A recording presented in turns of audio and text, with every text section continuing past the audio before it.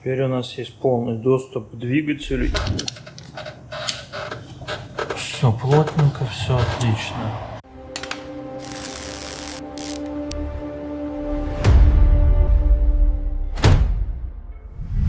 Так, это видео будет посвящено регулировке клапанов на Vespa GTS 250. В целом методика полностью одинаковая на любых Vespa GTS, то есть GTS 300, GTS 125, GTS 150, карбюраторный, инжекторный, воздушный, жидкостный, неважно. Там будут лишь небольшие отличия в том, что надо снять кожух охлаждения цилиндра, если он воздушный, и не надо будет сливать антифриз. Либо, если он карбюраторный, не надо будет включать провода на инжектор, подходящий на блок ВБУ. В общем, методика примерно похожа. Я постараюсь записать подробный мануал, по которому будут понятны все действия. Сразу скажу, что это не просто, это не засунул руку, порегулировал.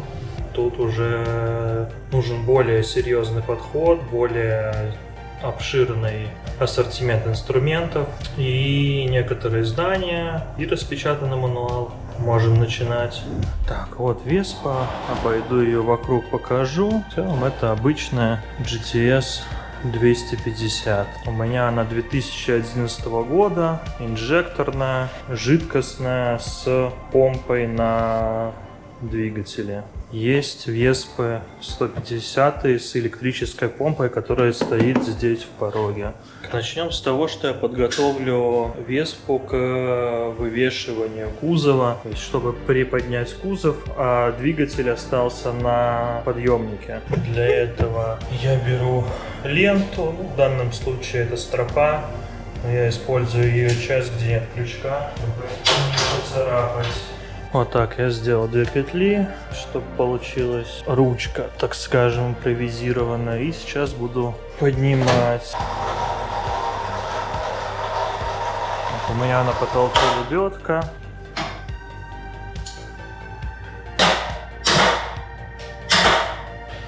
Дал небольшую натяжку и сейчас займусь отсоединением тормозного шланга, чтобы его освободить. Вот здесь снизу все болты, вот эти раз-два. Соединить косынки, отсюда вынуть, отсоединить банджо-болт. И то же самое с шлангами на помпу, только предварительно надо снять порог.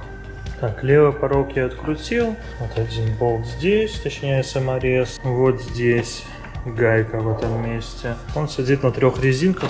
Просто выдираем его и отсюда достаем из защелок, засовок. Ну, вот одна в данном случае у меня сломана. И правый порог. Крутили. Достаем из резинок. В моем случае сломано заднее крепление, где стоит такой болт с клипсой. Вот отсюда изнутри накручивается гайка. Саморез сразу кладем в мисочку с болтами от пластика, чтобы их потом не перепутать. Так, чтобы снять задний тормозной шланг, сразу подготавливаем ключ на 14, удлинитель с головкой на 8. Я использую трещотку электрическую, мисочку, куда будем складывать болты, ветошь, потому что потекет тормозуха, и баночку, куда мы будем сливать тормозуху. Так, давайте начнем сразу, открутим шланг и освободим его. Чтобы не пачкать руки, одену перчатки.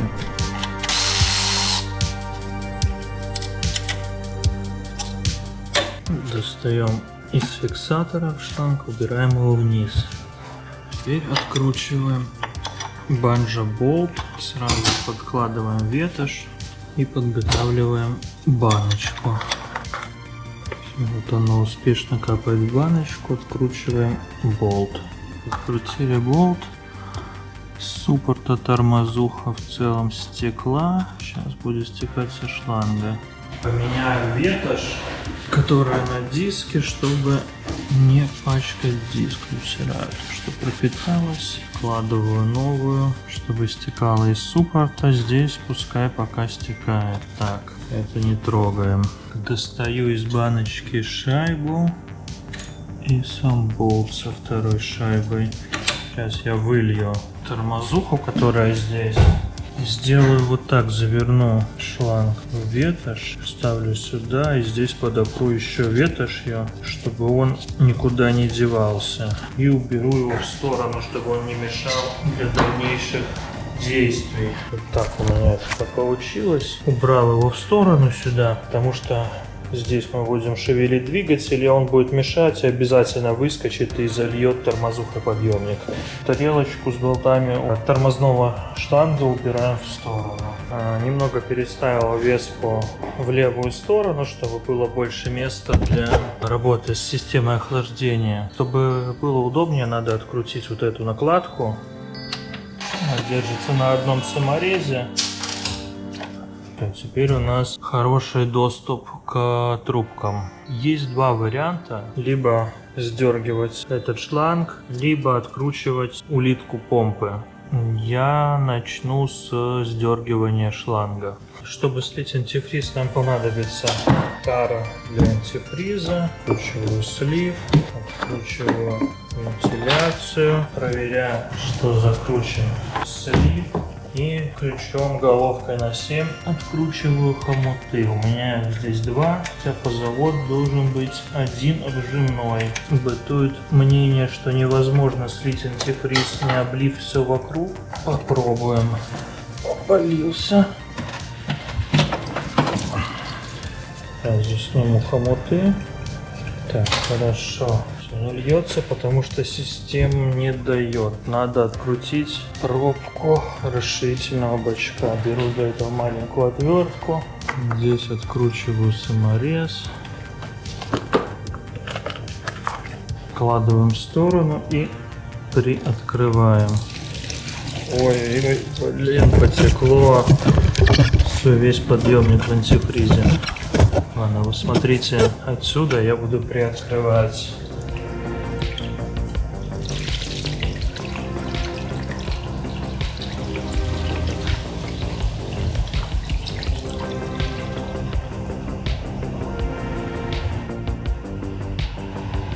Я слышу, да, течет снизу. Сейчас я тут остановлю протечку.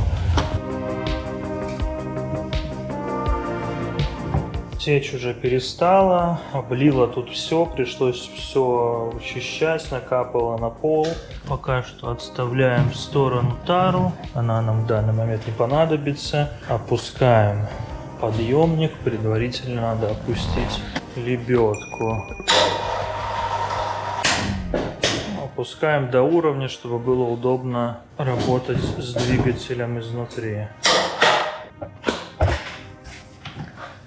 Сиденье, достаем унитаз в сторону и будем заниматься отключением коммуникации от двигателя. Я продул двигатель и займемся отключением коммуникации, проводки, тросиков и всего остального. Ну, начну с тросиков. Ключ на 12, отпускаем гайки. Раз, тросик освобожден. Второй возвратный тросик также. Отпустили, достали, сняли. Все, тросики освобождены. Гайку накручу, чтобы она не улетела. И это аналогично. Так, тросики убираем в сторону. Дальше топливная система и инжектор. Беру сразу отдельную коробочку для болтов, которые были связаны с двигателем. Она у меня с магнитами, очень удобно, она не падает никуда. И болты к ней магнитятся и также не падают. Это отпустили, нажимаем с двух сторон. Возьму специальный инструмент для снятия топливных шлангов. Тут еще не так просто подлезть. Все, шланг снят, чуть-чуть бензина, но ничего страшного. Шланг убираем в сторону. Снимаем резинку, отодвигаем ее и сдергиваем провод с СБУ. Дальше резинка. Тут нужно внизу подлезть, оттянуть. И снимается провод с датчика температуры. С управлением форсункой сложнее. Там скобка. Я использую вот такой инструмент, но это можно сделать отверткой. Это просто лопатка. Снимается вот такая скобка и датчик, не датчик, а управление форсункой свободно отпускается. Запоминаем, как были проложены провода, чтобы потом проложить также. Сразу их достаем. Хочет, надо чуть ниже. Вот так. Один есть. Второй есть. Убираем в сторону. Так, теперь у нас вот такие клипсы, которые зажимают проводку, чтобы она не болталась. Их открываем. Раз. Здесь. И раз здесь. Так, теперь мы можем снять провод со стартера силовой. Плюс снимать с двигателя его неудобно, поэтому мы снимем его с реле стартера. Просто вот здесь тянем вниз, он достается. Запоминаем, что он проложен под основной косой внутри. Идет сюда и дальше туда на стартер. Вот так достаем и убираем в сторону. Назад. Так, снимаем это. Так, я вижу топливный шланг. Нам будет не давать снять двигатель, то что он проходит по ДБО. Сейчас я попробую его оттуда достать, но сделать это будет не так уж и просто. Это все очень стесненное, но это возможно. Вот он идет. Все, почти вышел. Все отлично. Убираем его вот сюда в сторону, чтобы он нам не мешал. Так. Достаем косу из клипсы вот здесь, из хомута такого. Не просто сделать, мешают топливные шланги. Еще предварительно сниму обратку, я забыл про нее. Снимаем обратку. Использую специальный инструмент, но это можно сделать и руками, либо какими-то плоскогубцами. Но куда удобнее специальным инструментом. Также достаем его и убираем в сторону. Запоминаем, что который с косынки крепления это подача, а этот обратка. Так, далее. Теперь мы можем продолжить освобождать косу. И вот я уже вижу, что у нас не дает силовой минус стартера. Откручиваем его. Болт вот тут, его видно. Убираем к болтам двигателя, минус достаем, он проходит под гофрой воздушного фильтра. Ему там тесновато, надо посмотреть, как в мануале он должен проходить, может это уже не штатное. Так, я вижу, нам еще надо отключить лямбду. Язычок, который надо поддеть пальцами, и он отключится. Наверное, сделать это проще с этой стороны. Да, это проще сделать снаружи. Прицепляем и снимаем. Хорошо, все, коса, проводок на двигатель отключена полностью. Убираем ее в сторону. Теперь отключаем провода от генератора. Они идут вот от генератора сюда и сюда. Вот они. Одна фишка. Это зарядка аккумулятора и свет. И вторая фишка — это реле зарядки. Ой, нет, я неправильно сказал. Это зажигание, а это свет. Свет, зарядка. Снял клемму с клипса. Снимаем провода от генератора. Убираем в сторону. Это чтобы не мешалось, также убираем в сторону. И далее нам надо отключить шланг подачи антифриза. Вот там одна клипса. Хотя нет, его можно не отключать. Он просто уйдет назад, если мы не будем сильно вытаскивать мотор полностью. Скорее всего, я так и сделаю. Единственное, что надо снять провод с свечи. Сейчас это сделать не так уж и просто, но потом можно забыть и его порвать. Так что постараюсь сделать это отсюда. Пойду с другой стороны, возможно, это будет проще. Да, все. Провод со свечи снял, убираю вниз. Так, как я вижу, у нас все отключено и можно приступать к снятию, точнее к откручиванию амортизаторов и подъему кузова и потом снятию двигателя. Теперь снимаем вот эту накладку, пробку бака и будем откручивать амортизаторы. не теряем шайбочки. Не воняло бензином, пробку-бабку возвращаем на место. В моем случае, так как я буду поднимать за багажник, я верну назад эти болты, чтобы не отгибался багажник. Полностью можно не закручивать, просто поджать, этого достаточно. Тут мы видим вот такую прорезь под отвертку и гайку. Это одна из регулировок. Желательно запомнить, как это стояло, если не хотите потом дополнительно регулировать. Так, я за кадром пропшикал ВДшкой, дал ей состоять. Видно, как выходит ржавчина. Позже при установке это все дело обезжирим и помоем, чтобы оно было чистое. Крепеж смажем наоборот. Ключ на 13, отвертка. Придерживаем внутреннюю часть и срываем наружную. Оп, сорвали здесь, оп, сорвали здесь. А дальше берем ключ с трещоткой, придерживаем отверткой и плавно выкручиваем. Гайка, шайба, большая шайба и демпферная резинка. Как это выглядит? Тут она уже в не очень состоянии, по-хорошему ее заменить, но я это сделаю позже при установке новых амортизаторов. Здесь аналогично.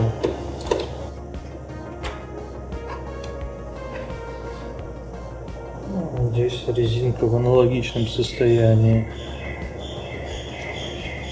Так, проверяем еще раз все, чтобы было отключено внутри. Так, электрика отключена, провод стартера внизу, провод генератора здесь. Тросики поднимем наверх, чтобы они не мешали, не теребились. Это убираем в сторону. Это также убираем в сторону, вот туда, чтобы ничего нигде не цеплялось. Это заправляем тоже, чтобы не мешалось. То есть нам надо обеспечить легкий съем двигателя, чтобы ничего нигде не зацепилось. Осталось освободить один шланг. Вот этот вот здесь. Открываем клипсу и достаем шланг амортизатора сразу за клипсу. Аккуратно ее уводим назад, чтобы не сломать, иначе эта клипса сломается, когда будем снимать двигатель. Я вижу, что удобнее будет, если мы открутим накладку порога с этой стороны. Снимаем и освободим шланг целиком. Вот так, обязательно вывести его за клипсы, иначе они сломаются потом. Так, хорошо, все, мы готовы откручивать ось двигателя. Собственно, вот гайка с той стороны. Надо придержать. Ключ на 17, длинная головка на 17. Но предварительно я хочу поднять.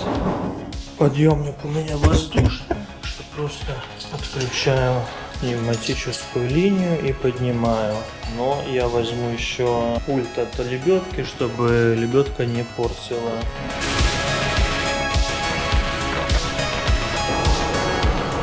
Головка на 17, ключ на 17. Вот здесь подставляем накидной ключ, накидываем на болт крепления и откручиваем гайку.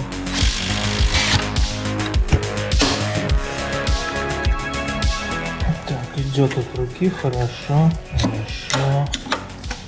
С той стороны останется просто ее забрать, его болт. Чуть приподниму, чтобы он легче пошел. Осталось напряжение. Да, все отлично выходит. На резьбе застрял. Все. Так, и теперь осталось достать двигатель и отодвинуть назад. Так, выпала проставка, это в сторону. Проверяем, что здесь. Так, вижу, двигатель повис на амортах, да, на пружинах. Тут надо чуть-чуть подбить. Вот так рукой. Значит, надо приопустить и его придержать. Сейчас я так и сделаю.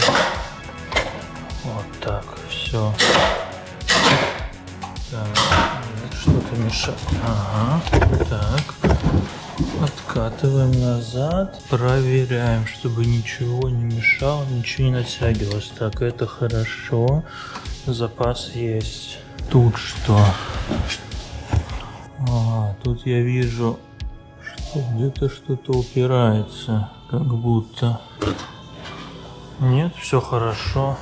Так, надо приподнять. Все, приподнял. Амортизаторы вышли из отверстий назад, и теперь мы можем спокойно или не очень спокойно. Все, высоко слишком приподняли. Траверса уперлась в цилиндр здесь. Там. Сейчас я приопущу и буду выкатывать назад. Что не дает? Так, я вижу, вот здесь немного не дает. Очень сильно мешается амортизатор, но снимать его не хочу, потому что надо снимать воздушный фильтр. Сдвинуть чуть-чуть. Вот так. Вот так. Так, все, двигатель освободился, видно, приподнимем.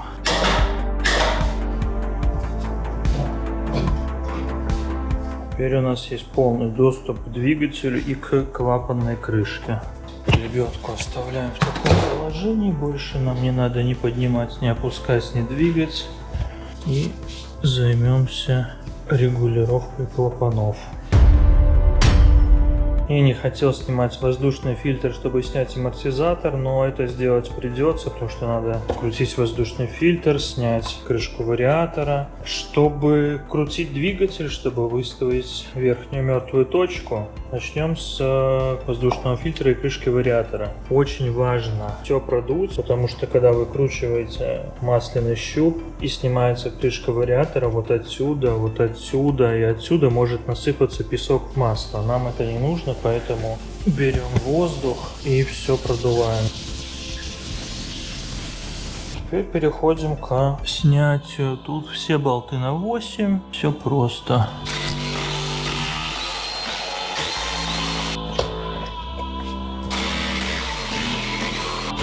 Снимаем вот эту накладку. Она на 3 резинках. В принципе, снимается вручную. И головкой на 19 откручиваем гайку. Вот гайка опорного подшипника ведомого шкива. Шайбочка не забываем, чтобы потом не потерять. Масляный щуп. Масло свежее. У меня даже 1000 километров не проехал. Все по уровню. Масляный щуп сразу же возвращаем на место. С трансмиссией все в порядке, она полностью обслужена, поэтому на этом останавливаться не будем и сразу перейдем к клапанной крышке. Вот она здесь. Сейчас займемся ей. Так, перед съемом клапанной крышки откручу смотровое окно, оно находится вот здесь. Торкс на 55. Переходим к снятию клапанной крышки. КВКГ снимать не буду, просто отодвину в сторону. Использую удлиненную головку, чтобы можно было везде подлезть. Остается вместе с резинкой там. Тоже остался с резинкой. Этот, я вижу, выходит вместе. Хорошо. Остался. Так, резинка отвалилась. Так, убираем клапанную крышку в сторону. Так, чтобы убедиться, что поршень верхней мертвой точки, нужно выкрутить свечу. Чтобы было легче крутить, и посмотрю на состояние свечи.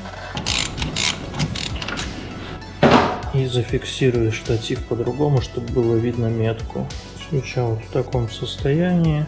Состояние отличное. Вот я буду крутить и светить фонариком, и будет видно метку. А вот ее видно. Метка на картере и метка на блоке. На камере она ниже, на самом деле она ровно напротив. Просто камера так стоит. Смотрим здесь и видим, что нам надо провернуть еще на 180 градусов. Не 180, на 360 градусов, чтобы распредвал провернулся на 180. Вот так. Вот Вот она метка, вот ее видно. Снова она на камере ниже, чем в реальности. Но на самом деле она четко. Идем смотрим на распредвал. И у распредвала метка V4, 4V. Вот она, покажу. Вот метка 4V. Вот она. Стрелочка ровно напротив метки на постели. Значит, у нас все правильно. Зазор есть. Сейчас я возьму щупы, померяю, какой стоит, и посмотрю в мануале, какой нужен.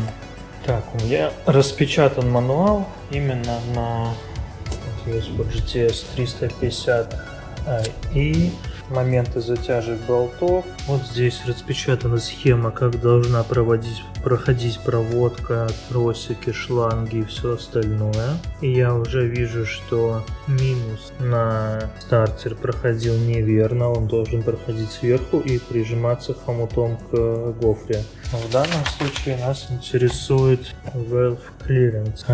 Intake 0,1, discharge 0,15. Готовлю щупы и начнем регулировать. К нам понадобятся щупы, вот два нас интересующих, 0,10, 0,15, ключ на 8 и маленькая отвертка. Сперва проверим, влезет ли 0,15 в впуск. Да, влазит. Собственно, поэтому клапана и тарабанили. Приступаем к регулировке. Откручиваем гайку раз, два, приотпускаем, берем щуп 0,10 во впуск, вставляем его между клапаном и рокером. Положу вот так для удобства. Ключ пока пусть висит. Поджимаем. Так уже клапан нажимается. Нам это не нужно. Нам нужно сделать так, чтобы щуп сидел плотно, но имел некоторую подвижность. Начинаю поджимать. Все, вот щуп там сидит достаточно плотно. Еще раз проверяю. Да, щуп сидит достаточно плотно. Теперь фиксирую отвертку в этом положении и закручиваю, зажимаю, не изменяя положение отвертки. Пока вручную. Чуть позже посмотрю в мануале, какой должен быть момент затяжки. Аналогично со вторым клапаном. Так, вставил, беру отвертку и поджимаю, чтобы щуп плотно, но продолжал там шевелиться. Все, щуп ходит, но ходит тугенько. Все, запоминаю положение, зажимаю. Зажал, проверю еще раз. Вот и сейчас щуп стал слишком легко ходить. Возможно, когда зажимаешь, отжимается резьба, и поэтому щуп легко ходит. Вот теперь плотненько ходит. Здесь я сказал, что здесь достаточно легко. Давайте я чуть-чуть дожму. Так. Да, вот теперь плотненько. Окей, все. Пуск готов. Теперь будет выпуск 0,15. Проверю, реально ли его всунуть сюда. Нет. А сюда. Реально, и здесь ему свободно. Значит, отжимаю, откручиваю отверткой, зажимаю и проверяю. Ходит плотненько, отлично. И остался последний клапан. Проверим, как оно. Также само достаточно плотно, но хочется чуть-чуть плотнее, чтобы клапана не тарабанили.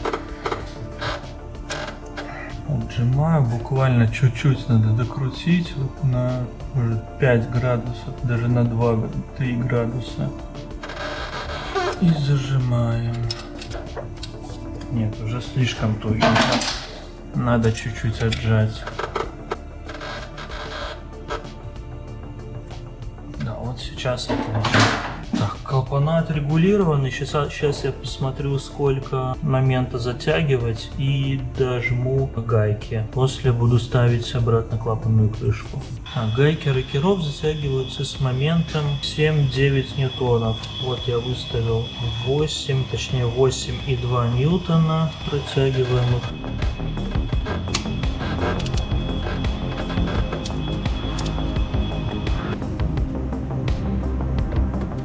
Все-таки дополнительно еще раз хочу убедиться, что зазор не ушел.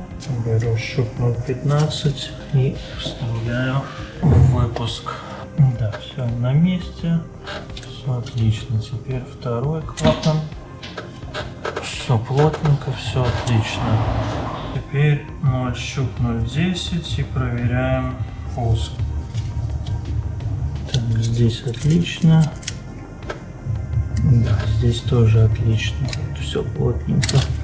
Так, беру чистую ветошь, протираю прилегающую плоскость, чтобы ничего не попало и чтобы не было течи масла. И аналогично протираю здесь прокладку. Так, все, можно накидывать болт. Крышку. Это она накидывается с нижней стороны. Так. Наживить болты. Так, у нас там течь антифриза, надо подложить тряпку. Так, закручиваю болты.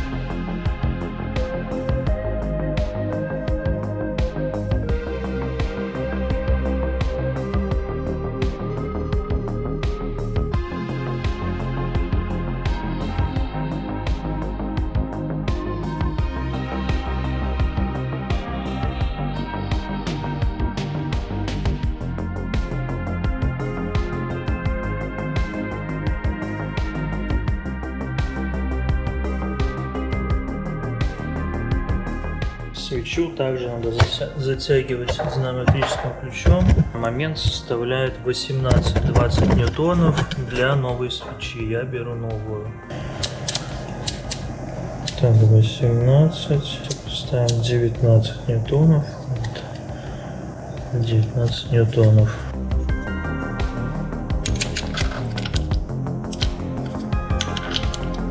Обжимается шайба.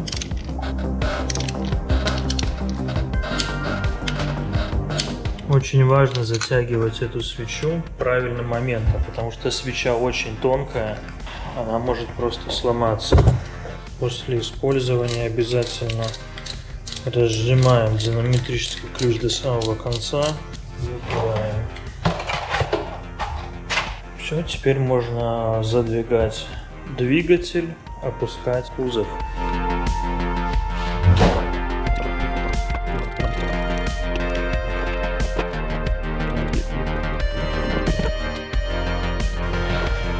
Делал свечной провод, пока это было удобно сделать.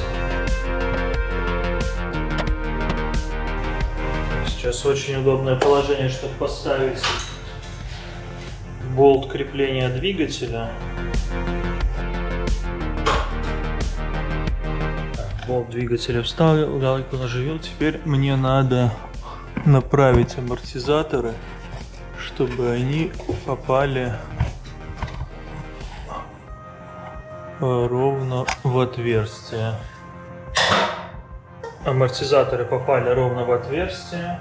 Теперь можно установить обратно задний тормоз.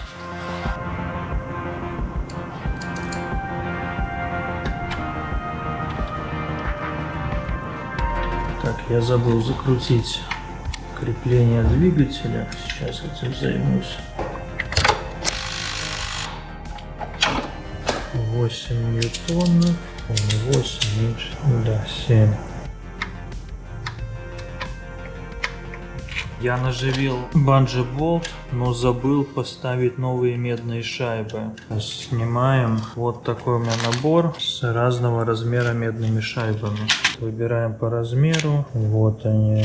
Раз, два. И ставим новые. Это обязательно при каждом снятии тормозов.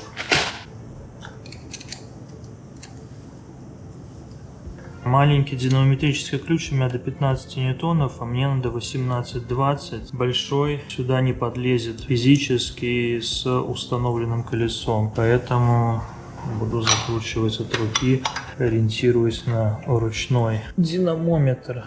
20 ньютонов это усилие небольшое, примерно вот так будет достаточно. С этой стороны защелкиваем хомуты. Это делается просто пальцами. Проверяем, что закручена масляная пробка. И нужно установить штанг охлаждения. Сейчас я подберу хомут и займусь этим. Набор хомутов у меня вот такой. То есть на практически все размеры. Там от 8 до 60 миллиметров. Я сейчас подберу подходящий и вернусь. Хомут подобрал, беру специальные инструменты для зажимки хомутов. Хомут я взял на 27,1.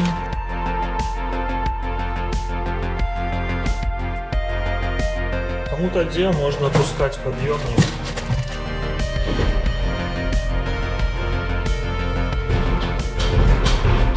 Теперь в обратной последовательности. Вначале амортизаторы, потом топливо, потом электрику и в конце тросики. Из-за того, что он стоит на центральной подставке, колесо упало. Надо чуть-чуть прожать жопу, чтобы гайка накрутилась. Одна есть. Вторая есть. Отвертка, ключ на 13 и закручиваем. Готов один. Второй теперь. Второй есть. В одной последовательности откручиваем болты багажника. Один, второй. Ставим накладку.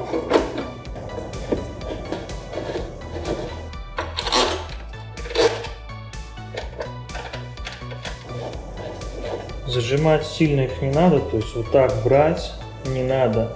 Это не несущие детали, достаточно вот такого усилия. Ключ этот изгибается и играет роль своеобразного динамометрического ключа, такой как торсион. Поэтому сильно напрягаться не нужно. Это идет сюда. Сразу же ее сюда и вставим. Так, все, вставил в одно.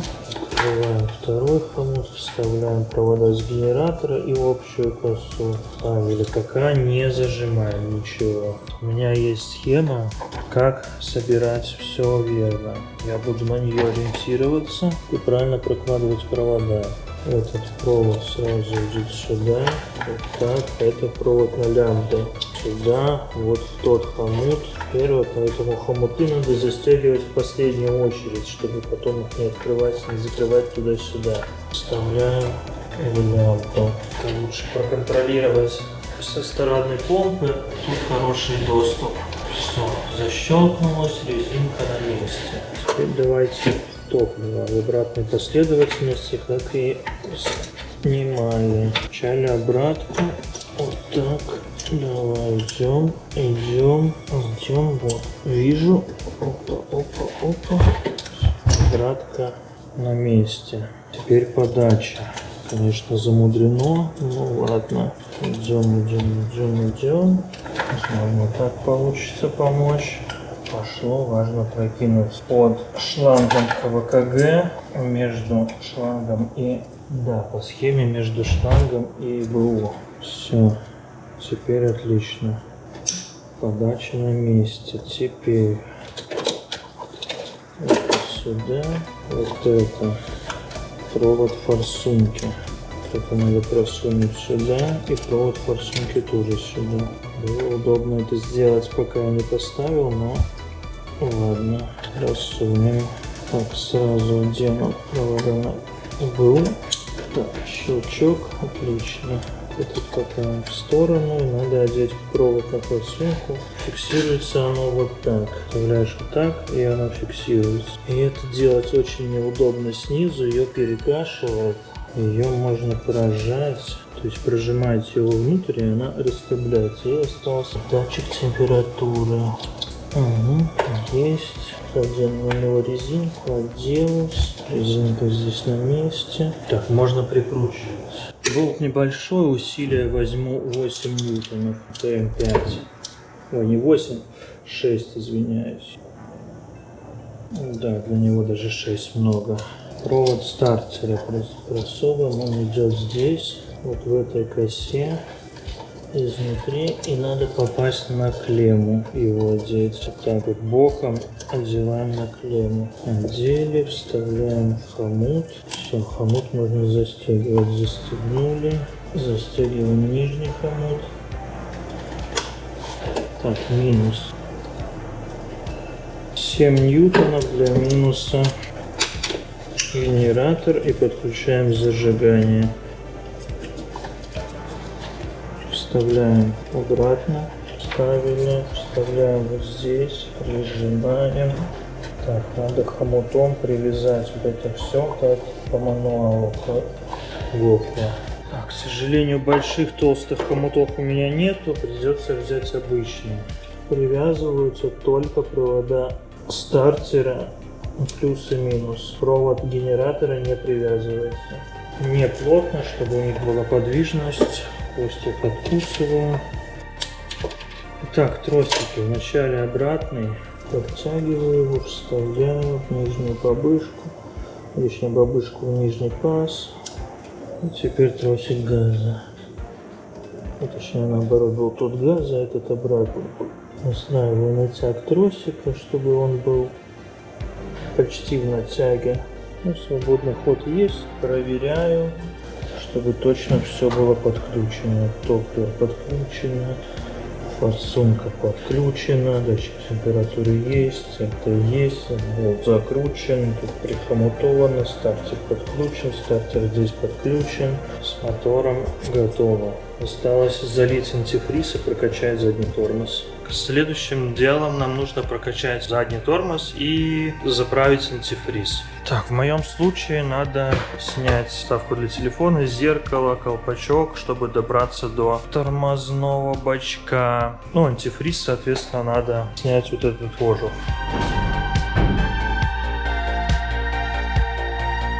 Снял зеркало, ключ на 17, такая гайка, большая, нестандартная для остальных скутеров. Но в моем случае, конечно, она выглядит не очень. Так, тормозной бачок открыли, освободили. Так, все, долили тормозную жидкость доверху и начинаем прокачку. Включаем качку. Открываем штуцер. И видим, что пошла жидкость с пузырями. И в это время контролируем тормозной бачок. И, если надо, и доливаем, когда надо. Прокачиваем до тех пор, пока не перестанет идти с пузырями. Пузыри здесь видно.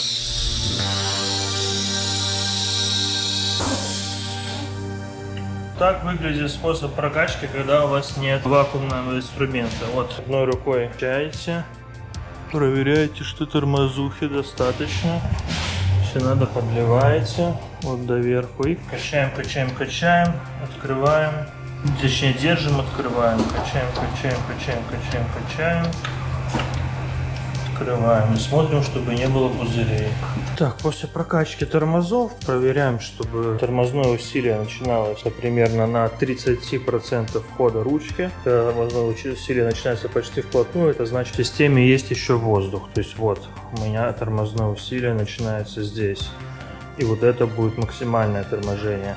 Доливаем тормозную жидкость по уровню. Вот я налил чуть выше серединки. Закрываем колпачок и тормоза прокачанные. Не забываем затянуть. Так, сделаю, чтобы не облить здесь ничего. Вся жидкость, которая в шланге, засосалась и не облила суппорт и прочее. Сжимаем. протираем тряпочкой все, что накапало, и одеваем колпачок. Все, тормоза можно считать прокачанные. Тут никаких течей нет. Все отлично. Новые шайбы. Также там новые колодки стоят. То есть тормоза хоть и выглядят в моем случае не очень красиво, как здесь, так и здесь, но по-технически они полностью в идеальном состоянии. Не забываем вставить обратно, вжать вот так компенсаторную резинку. Если есть окислы, их убираем тряпкой и ставим назад. Если окислов много, то лучше это помыть водой. Тормозная жидкость растворяется в воде и идеально моется. Болты тормозного бачка и винты тормозного бачка не нужно закручивать сильно. Достаточно просто пальцами. Все, этого достаточно. Сильно, там, со всей силы закручивать не нужно. Это не несущая часть, это просто бачок. Вот, мы закручиваем просто пальцами. Возвращаю зеркало на место. Но зажму его, когда опущу. Переходим к заправке антифризом. Тут будут еще тонкости. Так, антифриз я использую готовый RAF 12+. Берем воронку, вставляем сюда для удобства. Заправляем сколько влезет на данный момент. Далее будем развоздушивать. Убеждаемся, что у нас нет течей по шлангам, которые мы снимали. Вот этот шланг, здесь все сухо. И на верхнем шланге тоже все сухо, отлично. Далее переходим к вот этому месту. Нам нужно развоздушить. Снимаем колпачок. И вот эта штуцер для развоздушки. Берем канистру, ставим сюда. Подготовимся, чтобы сделать развоздушку, не облив весь двигатель антифризом. С Китая я заказал вот такой набор. Должно быть видно. Ну вот трубка и переходник. Вот это одевается на штуцер. Это сюда. Так, одел трубку, вставляем это сюда.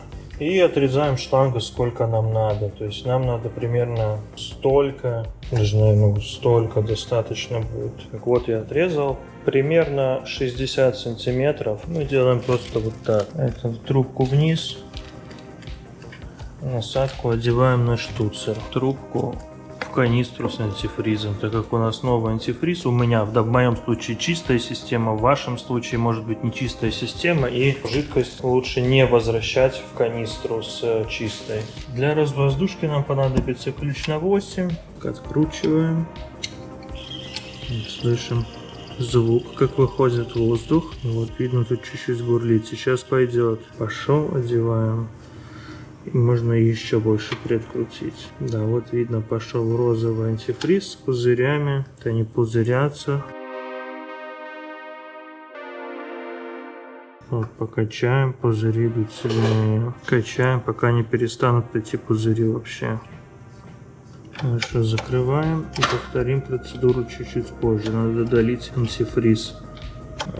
Запускаем двигатель буквально на 10 секунд, потому что на подъемнике сейчас он будет очень сильно дребезжать и будет вонять в гараже. Запускаем, чуть-чуть работает, повторяем процедуру и после выгоняем и прогреваем до рабочей температуры.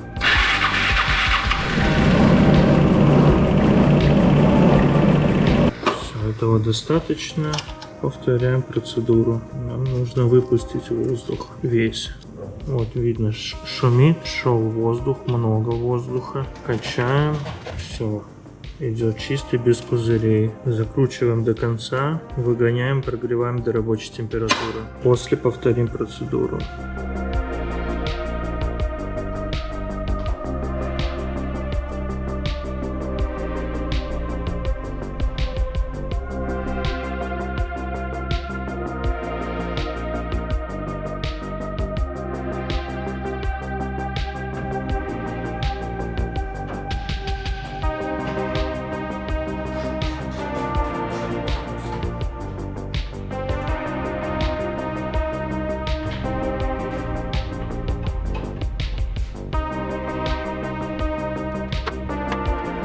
Все, прогреваем теперь Веспу до рабочей температуры и повторим процедуру с развоздушиванием. Вот она потихоньку прогревается.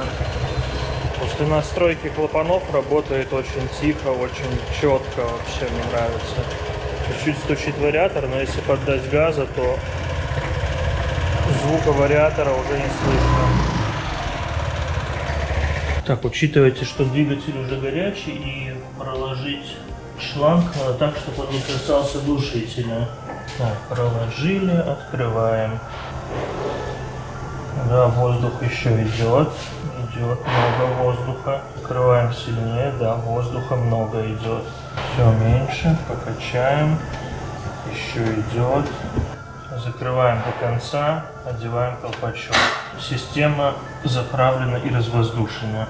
Аккуратно, не закручивайте слишком плотно, потому что здесь пластмассовый корпус, и он можете сорвать резьбу. Колпачок